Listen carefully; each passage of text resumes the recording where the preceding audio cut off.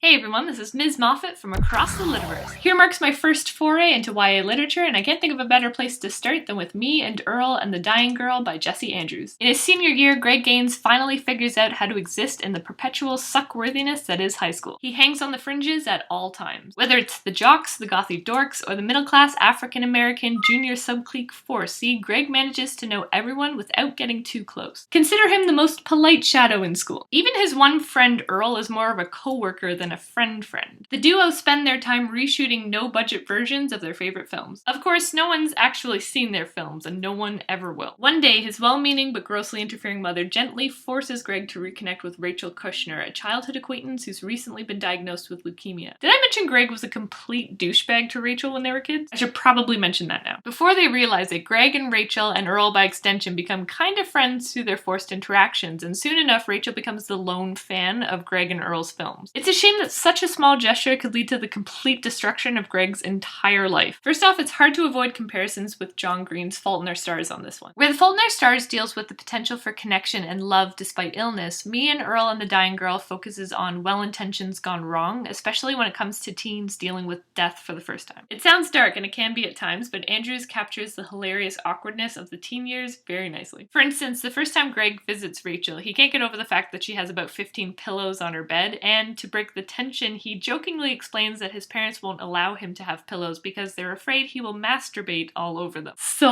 awkward, but so understandable at that age. I also like the layout of this book and how often Andrews breaks with the standard novel format. Given this novel follows the misadventures of two budding filmmakers, Andrews often writes portions of dialogue in a script format. He also writes out descriptions of Greg and Earl's earlier works that echo newspaper film reviews, complete with mediocre ratings to boot. I know that Me and Earl and the Dying Girl was adapted for the silver screen, and I feel this might be a case where the film will eclipse the source material, if only because we actually get to watch Greg and Earl's terrible films. But yes, switching up the layout of the novel is one thing YA does exceptionally well, and I wish more adult fiction would take that risk too. That being said, I did have trouble with Greg's character in the book. I understand that he's trying to live as inoffensively as possible, and that's likely affecting his narration as a result, but I didn't feel like Greg was the main character of this book, if that makes sense. I found I wanted to know more about Earl because Earl was just more interesting. For some background, Earl's father is in jail, his mother is an alcoholic who's out of work and addicted to the internet, and his brothers are already involved in gang activities in their hometown. And yet it's Earl who steps up and connects with Rachel when Greg is failing to do so. I don't know if it's because Greg's led a comfortable middle-class life that he can't connect with the pain that Rachel's going through, but Earl's the one who forces Greg to step up and take responsibility for their friendship. So where's Earl's book here? Also, I'm curious to know what other readers thought about Rachel toward the end of the book. I know The Fault in Our Stars and other media tend to celebrate the perseverance and self-determination of a person with cancer, but here it's made clear that Rachel reaches a point where she gives up and the people around her are trying to ignore what they're seeing in her. I know my book club spent a large portion of our meeting discussing this point and just wondering what it would be like to read this as a teenager, because it's hard enough to read it as an adult, let's be honest. Oh, and speaking of which, I had my first meeting with my YA book club. So this particular book club combines book discussions with a walk in the park, which is excellent as it combines two of the things I love. For the first meeting, it was me and 3 other readers taking a stroll, and it was a lovely afternoon. I am definitely the YA newbie in the bunch, but I think this group's a keeper. I'm assuming we'll be indoors during the winter, but I don't think that'll dampen the discussion at all. Overall, I gave Me and Earl and the Dying Girl 3 out of 5 stars, and I definitely recommend it to fans of The Fault in Our Stars, if only because both books deal with similar subject matter in vastly different ways. So cheers to the new book club, and here's hoping I get lucky with some more YA recommendations. On that note, signing off.